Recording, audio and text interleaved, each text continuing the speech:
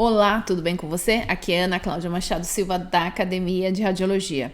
E como prometido, eu vou trazer para você um conteúdo utilizando os mapas mentais, exatamente para você ver que essa técnica pode ser aplicada a qualquer assunto que você estiver estudando.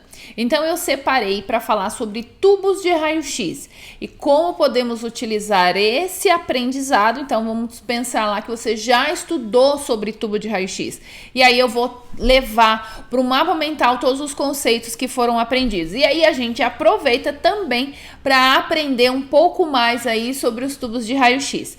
Então lembra aquele conceito que eu falei do tópico central? Então ali no meio você está vendo aí no ponto que a gente tem do assunto principal, a gente vai falar de tubos de raio-x. E aí a gente vai ter todos os tópicos que serão falados sobre o tubo de raio-x e aí eu vou abrir os subtópicos. Então, como os tópicos, nós vamos ter tipos de tubos de raio-x, os componentes do tubo, o raio-x de freamento. Então, deixa eu fechar aqui.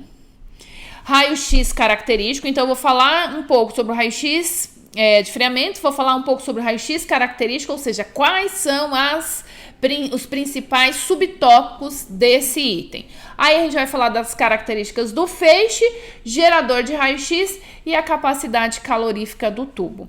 Então esses tópicos serão os principais aí do meu assunto. Então vamos para o primeiro lá. Então, para os tipos de tubos de raio-x, o que nós vamos ter? Então, vamos abrir agora os subtópicos. Então, eu posso ter os tipos como anodo fixo, anodo giratório e eu vou ter tubos de raio-x que têm algumas características diferentes, como, por exemplo, da mamografia, que vai apresentar alvos, por exemplo, de uma trilha de molibdênio, uma trilha de ródio. E nos tubos de mamografia atuais, a gente vai ter uma trilha de tungstênio também. E aí nós vamos ter os tubos de raio-x de tomografia, que são tubos maiores, que têm a maior capacidade de produção de raio-x. E aí muitas vezes o seu encapsulamento é de metal. Na verdade, os tubos modernos já o seu encapsulamento ele é de metal, por alguns motivos aí de durabilidade, aumento de vida útil desses tubos. Então veja que eu separei para os tipos quais são os subtópicos, para eu lembrar aí essas principais características relacionadas aos tipos de tubos de raio-x. Vamos para o próximo tópico. Componentes do tubo de raio-x. Então lá nesse item eu vou colocar todos os componentes que fazem parte aí do tubo de raio-x. Então, vamos lá, você já deve ter visto. Então, você sabe lá que a gente tem cátodo, nós temos o anodo, temos o invólucro, que pode ser de vidro e também pode ser de metal, como a gente falou. Eu vou ter também um outro componente, que é o rotor, que vai fazer girar o anodo. Tem o estator. Tenho também a cúpula do tubo de raio-x, que é de chumbo, que vai proteger aí a maior parte da radiação espalhada produzida dentro do tubo. Então, eu coloquei os principais componentes. Eu poderia até abrir mais outros subtópicos para colocar mais detalhes. E aí, vamos ver então, quando a gente tem o processo de produção, quais são os tipos de raio-x produzidos. Então, por exemplo, lá a gente colocou raio-x de freamento. Então, quais são as características do raio-x de freamento? Então, lá no tópico, o que a gente tem? Então, vamos pegar aqui, eu vou deixar até um pouquinho maior.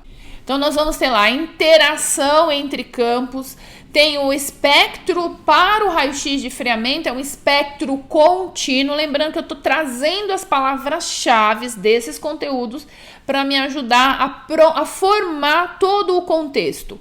E aí eu tenho que quando nós vamos produzir raio-x de freamento, eu tenho uma produção de raio-x do valor mínimo até o valor máximo. Então, se eu estou usando, por exemplo, 70 kVs, eu vou ter raio-x produzido de 0 até 70 kVs. Então, essa é a ideia aí da questão da produção de raio-x de freamento. Vamos para o próximo item. Então, eu vou movimentar aqui para ficar mais fácil. Então, raio-x característico. Então, aqui eu vou colocar as principais características desse tipo de raio-x.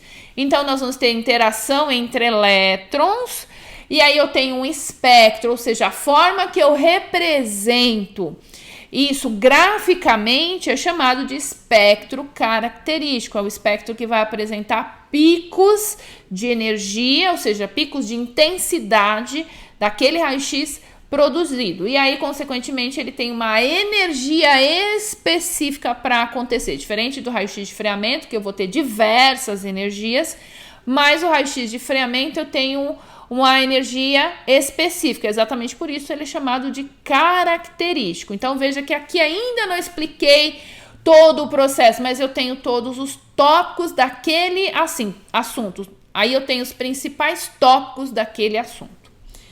Vamos para o próximo. Então, as características do feixe, a gente pode separar a energia do espectro e que está relacionada ao tamanho do ponto focal efetivo. Então, para as características daquele feixe, esses dois tópicos estão relacionados. Veja, então, que eu sempre vou utilizar lá as palavras-chave para me trazer aquele conteúdo.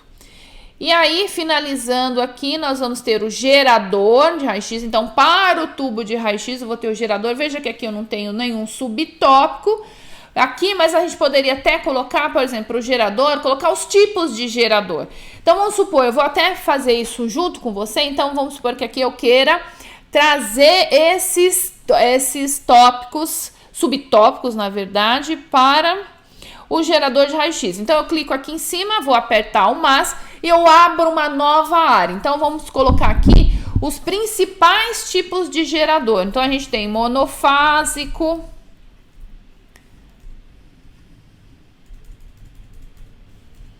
então, a gente tem o monofásico. Aí, eu quero colocar outro, né? Trifásico.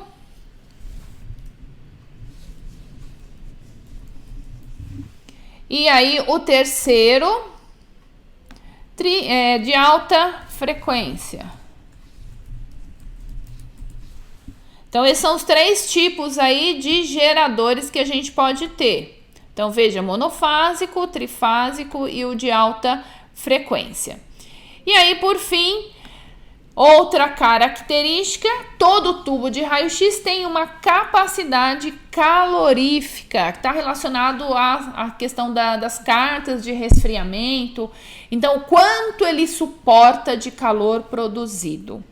Então, aqui, essa era exatamente a ideia, que era trazer aqui para você. Então, veja que aqui eu consegui juntar todos os tópicos principais para o tubo de raio-x nos mapas mentais.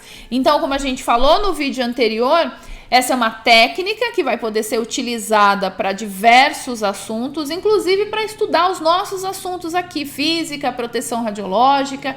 E eu trouxe esse exemplo do tubo de raio-x para você ver como você pode estudar. E aí, esse mapa, ele é seu. Você monta do jeito que melhor se adapte a você, desde que você traga elementos daquilo que você estudou e traga palavras-chave, não textos completos, porque aí seria um resumo. E aí a ideia aqui é colocar tópicos, palavras-chave para você conseguir, ao olhar esse todo, entender aí os aspectos gerais daquele conteúdo. Então, se você gostou dessa questão do mapa mental, deixa aqui nos comentários abaixo. Se você quiser aprender mais, deixa aqui que a gente passa a trazer conteúdos utilizando esta técnica. Então, aqui foi só para mostrar que a gente pode adaptar aí ao nosso conteúdo aqui da Academia de Radiologia. E se você não está inscrito nesse canal, já aproveita e se inscreve, deixa lá o seu joinha. E se você tem aquele amigo que está precisando estudar e aprender mais aí sobre essas questões de física, proteção radiológica, compartilha com ele aí o nosso canal. E eu vejo você no próximo vídeo. Tchau, tchau!